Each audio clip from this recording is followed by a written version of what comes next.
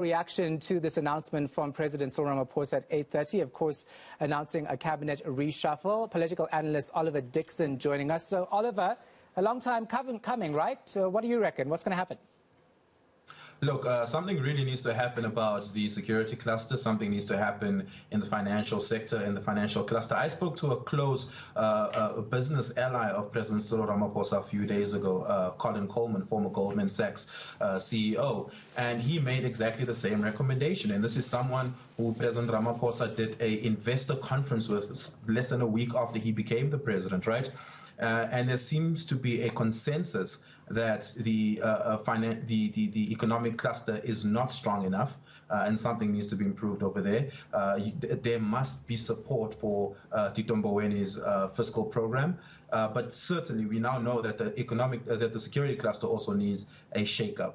But what I think needs consideration as well is a shakeup in the social development cluster, because not enough has been happening there.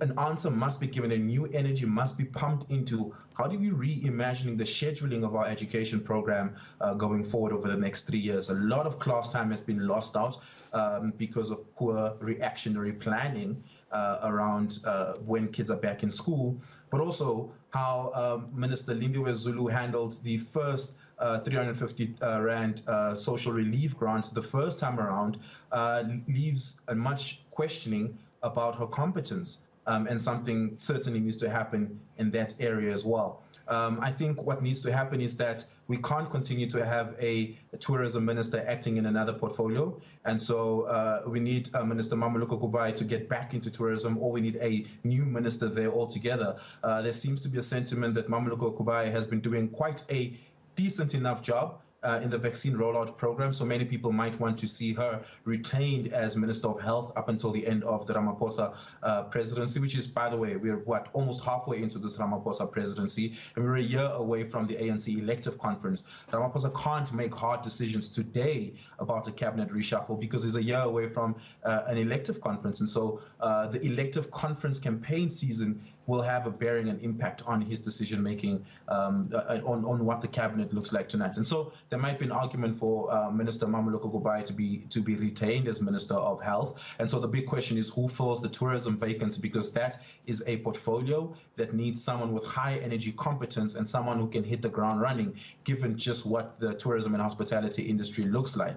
There's a big question to be answered about what happens to the small business development portfolio, because again, the minister responsible for that portfolio is acting in the presidency, right, and has been acting in the presidency since the untimely passing of former Minister Jackson Mthembu, right, and so Minister Khumbudzo Ntshavheni needs to either be moved into the minister in the presidency, which I don't think she's been doing a fantastic job there, or back to Minister of Small Business Development, where she hasn't done a great job either. But she's an important piece in Ramaphosa's constituency-based mobilization program, because she played a crucial role in securing the elective conference voter base in Limpopo province for him in the run-up to 2017 Nasrec elective conference, and she will remain such this time around again.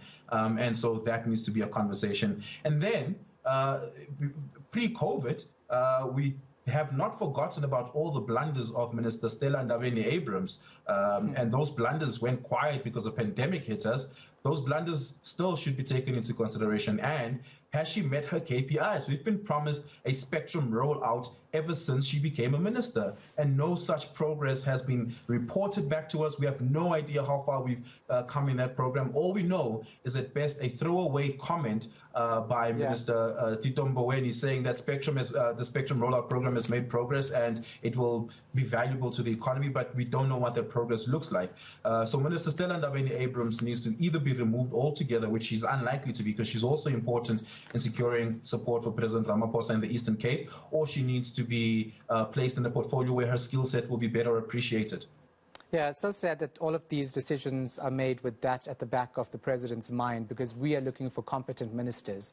We don't care about, them trying to campaign for him to be re-elected. But from what you're saying, Oliver, I mean, we were all focused on the security cluster as well as the health ministry when it comes to movements. But It seems the president has a lot in his hands in terms of getting this entire cabinet right.